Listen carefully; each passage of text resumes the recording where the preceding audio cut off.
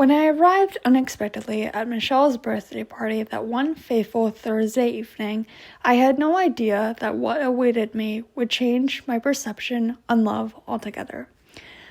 That night, I'd experienced a culmination of emotions I hadn't felt in several months, which resulted from my encounter with a man named Thomas. Thomas was one of the most beautiful men I'd ever met, who was dressed handsomely in an outfit that perfectly complemented his dark skin, alluring ocean eyes, and chestnut curls. That night, he looked incredible in a pair of navy acid-wash jeans, an emerald green button-down shirt, and a pair of shiny black Doc Martens. When my gaze first stumbled across Thomas, I had difficulty pinpointing why I found him so alluring at first, but as the night progressed, I began piecing together an answer. He was charming, funny, sweet, kind, caring, personable, and appeared to have his life figured out, which was a combination I'd soon find irresistible. Despite this, though, I simultaneously found that this encounter caught me off guard, seeing as I didn't come to Michelle's birthday party with the intention of meeting someone who was destined to become my new love interest. You see, that was the thing with love. It was unexpected, unpredictable, exhilarating, addictive, thrilling. While I was no stranger to all the emotions that love brought with it, I was determined to bask in its glory, regardless of how long its longevity ended up being, because even if Thomas and I developed a short-lived connection, I was eager to explore where it led us. After gawking at him for what felt like several uncomfortable moments, his eyes fell on mine, and he wasted no time in approaching me. My heart began doing somersaults inside my chest, and my body became a fluttery mess, which ultimately made me feel like a schoolgirl with an innocent crush on someone she knew most likely had a shortened lifespan. The funny thing was that, before this night, I never would have believed in the power behind love at first sight. I always thought moments like those were only reserved for movies and other forms of popular culture, and that they couldn't possibly occur in real life. Tonight, however, changed my perception on that completely, because I couldn't deny all the emotions I was currently experiencing with Thomas, despite the fact that neither of us knew each other. Was I going crazy? I thought. Was this truly how some love stories started? How could I really be sure that what I'm experiencing wasn't another bout of infatuation? I didn't even know this man. My heart was on a ticking time bomb as I watched Thomas draw closer to me. What even was I to say to him, I thought, because I wasn't convinced that, "Hey, I'm Andrea and I like your face," was a good opening line. I'd have to get clever and not embarrass myself in front of such a handsome stranger. Maybe I could start out with, "How do you know Michelle?" and see where the conversation blossomed from there. Yeah, that sounded about right. Thomas stepped in front of me, clutching an alcoholic beverage in his hand, smiling.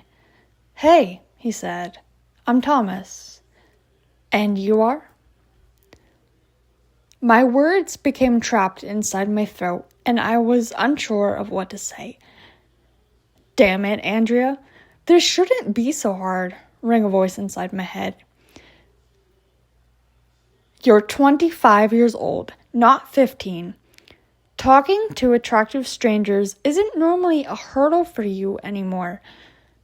Thomas stood there silently, with one eyebrow raised, awaiting my answer. After a while, I finally managed to pull myself together and find my voice again. I'm Andrea.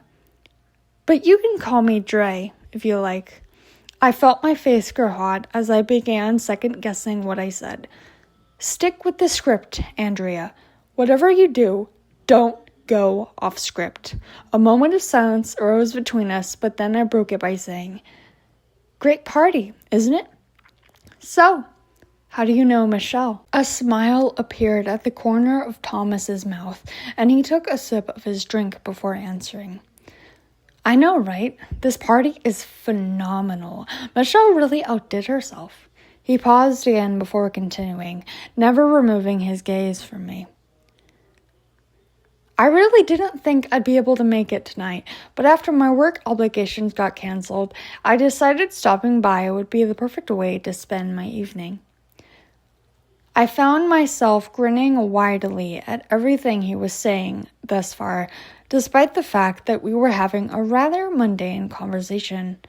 I couldn't help myself. My crush on him was developing faster than I'd initially anticipated. Maybe I could get his number before the night ended, I thought. Would that be creepy?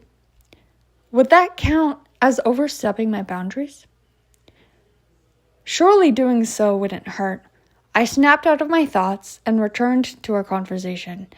Anyway, I've known Michelle since college, Thomas continued. We were both theater majors, ironically, and lived in the same building for most of undergrad. Thomas was appearing cooler to me with each passing moment, and I didn't care how cliché that sounded. Oh, that's fantastic. So do you work for a theater company? Yes, as a matter of fact, I do. I'm one of the main producers behind a lot of the shows we host each year, and I absolutely love it. He paused again, took another sip from his drink, and lightly nudged my arm. You should definitely see a show sometime. We'll be putting on our own rendition of Wizard of Oz soon, and rumor has it that it'll be a fantastic performance. I blushed. I'll surely keep an eye out for it then, I replied. A moment of silence arose between us again, but I broke it by saying, I'm going to grab myself a drink. Do you mind waiting here for a sec? Thomas smiled. I'm not going anywhere, so don't worry. Besides, it'd be out of character for me to abandon pretty girls like you. I felt my face turn a deep shade of crimson, and my cheeks began aching from repeatedly smiling. It was as if I were involuntarily trying to split my face open. Oh my God. Did he just compliment me? Since when was Thomas the one for flattery? Were we at that level now? I winked at him before retreating to the kitchen, feeling as if I were on cloud nine. Before me, the kitchen lay a complete mess. Dirty dishes were strewn carelessly throughout it, with a large pile accumulating in the sink that resembled the Leaning Tower of Pisa, and the glittery Happy Birthday Michelle banner hung lopsided from the kitchen entryway. Hopefully things weren't getting too out of hand while I was distracted talking to Mr. Love Interest. If Michelle needed help cleaning up once the party came to a close, I'd gladly be a willing volunteer. I headed straight for the cooler where all the alcoholic drinks were kept, and happily helped myself to a beer. When I shut the cooler closed and was about to return to Thomas, I was greeted by Michelle, who stood before me, smiling. Hey, Michelle, I said cheerfully. Great party. A moment of silence arose between us, but then she broke it by saying a line I wasn't expecting. So I noticed you've met Thomas. He's wonderful, isn't he? Definitely, I replied. I opened my beer and took a meager swig. Rumor has it that he might be into you. I almost spat out my drink and eyed Michelle quizzically. What? I asked, astonished, trying desperately to maintain my composure. I've noticed the way he's interacted with you and vice versa, she said, glaring at me smugly. I hesitated, growing suspicious. Was she onto something, or is that purely just my imagination, I thought. And I'm delighted to see it's going well, she continued. What did she mean she's delighted it's going well? Seeing my confusion, she added, Rumor has it that this may have been my idea. She was being oddly cryptic, and I didn't know what I was supposed to make of it. However, I then suddenly had a brainwave and was able to piece together what she was alluding to. "Have you planned this?" I asked. She laughed, nudging my arm lightly, looking amused. "It appears as though you finally solved the puzzle, Andrea. I did, in fact, invite Thomas here purposefully to set you up. After all, fairy godmothers would be useless if they couldn't use their magic and cleverness, right? My plan would put Cinderella to shame for sure." I snort. "Well, thank you for coming in clutch, fairy godmother," I replied, playing along. Michelle remained smiling. "Now do me a favor, Andrea, and return to your Prince Charming. You wouldn't want to leave him stranded, do you?" I shook my head. No, of course not. But a small part of me was still burning with questions, so before returning to Mr. Love Interest, I inquired further. "But why did you do this?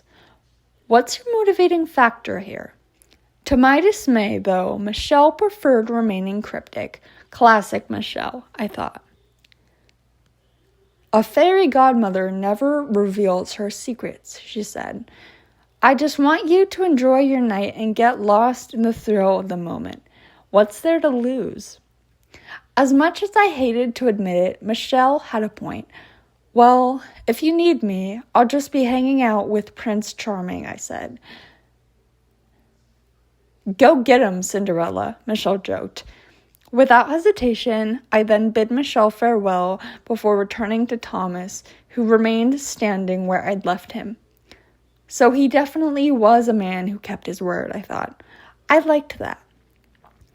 Despite knowing what I knew now, though, I was going to continue remaining oblivious that I had an in on Michelle's plan. I'd happily let her play the role of fairy godmother to her heart's content, because although this was her party, I appreciated what she was trying to do. Months prior to this evening, she'd known I'd been down about my failures to propel my non-existent love life into something flourishing, and out of sheer kindness, she was secretly willing to help me out by introducing Thomas into my life, and I couldn't be more grateful for that.